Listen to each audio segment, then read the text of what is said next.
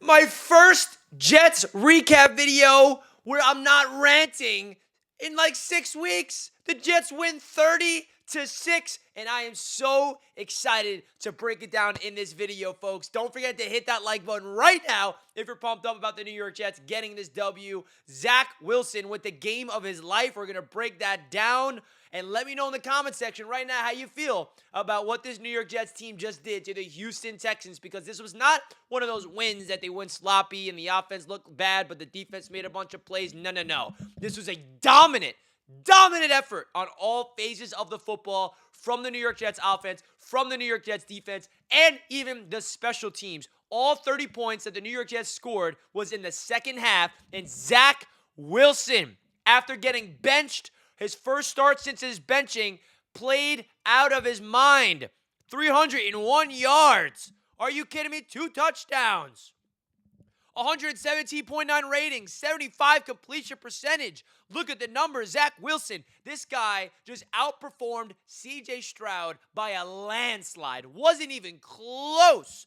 Zach Wilson outperformed that guy. Now, the Jets defense had a lot to say about outperforming C.J. Stroud, because C.J. Stroud put up a terrible game. Unfortunately for him, he got injured at the end with 5 minutes or so left. Seems to be a neck or a head injury, a concussion protocol. So thinking of your health, C.J. Stroud, I happen to be a big C.J. Stroud fan. I think he's a great player. Hopefully you are okay. But the reality is, C.J. Stroud, he just got outdid by Zach Wilson, okay? Look at the numbers. They don't lie. Now, I have been someone consistently on my channel. If you guys watch my channel throughout this entire season, I go into the film room, and I've been breaking down Zach, and I've been telling you guys that everything that's going wrong with the offense previously is not all on his shoulders. He's part of the issue, but he's not the issue. And the fact that he went out there and proved that when he's playing free, he's playing careless, he's playing aggressive, he's playing confident. Look what he can do, okay? I also got to give a lot of credit to not only Zach Wilson, Nathaniel Hackett. You schemed up a good game plan. It worked to your favor. So, Hackett, you deserve some flowers from me.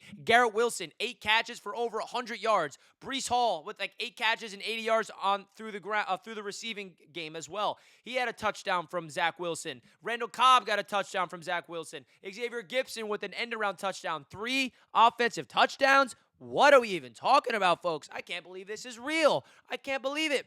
Those throws that Zach Wilson made too, folks, wasn't just like, yeah, Zach had a good game. He had a great game. He had highlight reel level plays where you turn on the YouTube highlight reel and you watch those throws, you're like, whoa. That's why that guy went second overall. Now, the first thing you got to say, okay, can he do it consistently? Can he do it game by game, right? We can't get overhyped. And I don't want to make it seem like I'm putting Zach Wilson as our franchise quarterback for the future. Not saying that at all. I am just speaking how I saw him play football today on MetLife Stadium's turf, by the way, in the rain. So excellent stuff from Zach Wilson. I cannot be more impressed by him and all those throws. I mean, the throw that he had to Garrett Wilson on 3rd and 12, when the pressure was in his face, he rolls to his left. He has to make something happen. He throws across his body a piss missile to Garrett Wilson for the first down. And the very next play, he throws a touchdown pass to Randall Cobb. Like, those are the next level types of throws, the next level types of stuff that Zach Wilson brings that the guys behind him, and Tim Boyle and Trevor Siemian, would never bring, which is why the benching never made sense for me, ever. But I could play devil's advocate and say, hey, maybe the benching needed to happen. Maybe Zach Wilson had to get benched in order for him to play this type of brand of football, because he had a little wake up. He was able to sit back, have a mental reset, and kind of get some fire underneath his belt. I don't know. I don't know what the reason is, but the reality is the offense played their best football of the season, right? The offensive line, they weren't perfect, but they did enough, right? I think they did enough. They held up in pass protection for the most part. Running game, still not impressed with it.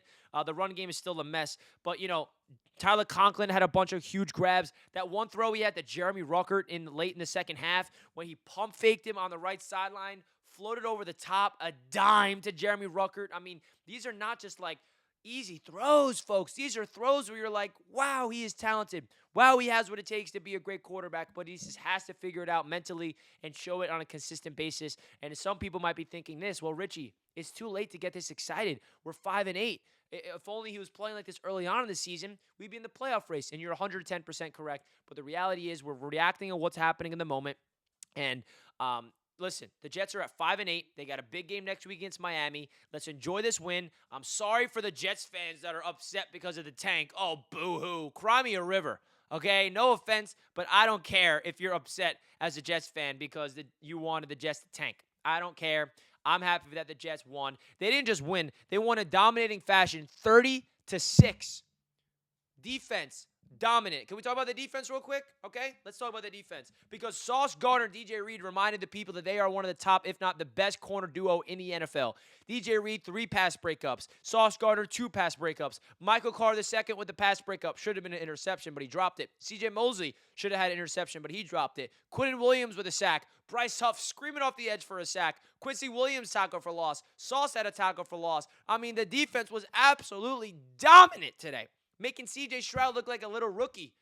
Do I have to remind you that C.J. Stroud was leading the NFL in passing yards heading into this game? He put up 80-something yards. 80-something yards. Zach Wilson didn't just outperform C.J. Stroud.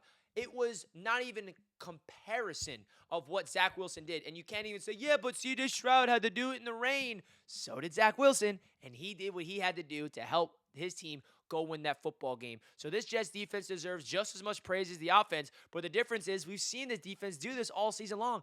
They're consistent. They do what they need to do. The offense has been the issue all year long, so it's refreshing and it's exciting to see an offense for the New York Jets actually go out there and execute a game plan. And the craziest part about this that I mentioned once already on this video, but it's wild to think about how the Jets did everything in the second half. The score was 0-0 heading into halftime. How is that possible? The score is 0-0 heading into half, and 30-6 happened in the second half. Now, that just shows you the Jets had a game plan in the second half. They were aggressive. And also, I do have to say, in the first half, the Jets were winning the game, right? The score didn't indicate it. It was 0-0, but they were winning. They were winning field battle, time of possession, plays on offense. You know, they just were not able to score points. They were moving the ball down the field, but then a backbreaking negative 5-yard rush or a penalty or something would negate a really good drive and not get any points. So, I felt good at halftime. I'm like, guys, we're playing good football. We just need to figure out a way to score points. And the Jets figured out a way. They were aggressive, throwing the ball to back shoulder Conklin. Garrett Wilson on the left sideline, checking down the Brees on the right hash, let him sprint up the sideline for a bunch of yards. I mean, it was a really fun game to watch, and I'm so proud of Zach Wilson and this offense to come together as a unit and just really assert yourself as the quarterback for the New York Jets right now. Because the way that you do that is you go into the huddle, you hold everybody accountable, and you say, I got you, right? The pocket wasn't perfect at times. My biggest takeaway from Zach as well, my biggest impression was when pressure was collapsing in his face, he would stand tall in the pocket and still deliver a rifle. That's not what we're used to. Zach never did that. Zach would always be panicked and run backwards, throw an interception, but the pressure was collapsing in his face. He still stayed tall and delivered missiles all over the place. So, listen, I could break down Zach Wilson all video long. We're going to do that later on in the week. Let me know your thoughts down below in the comment section, guys. This was a positive rant, which is cool to hear from me because it's been a while. All I do is post a lot of rant videos, and I bet you this. Watch. My rant videos, go check out my YouTube channel. They go viral.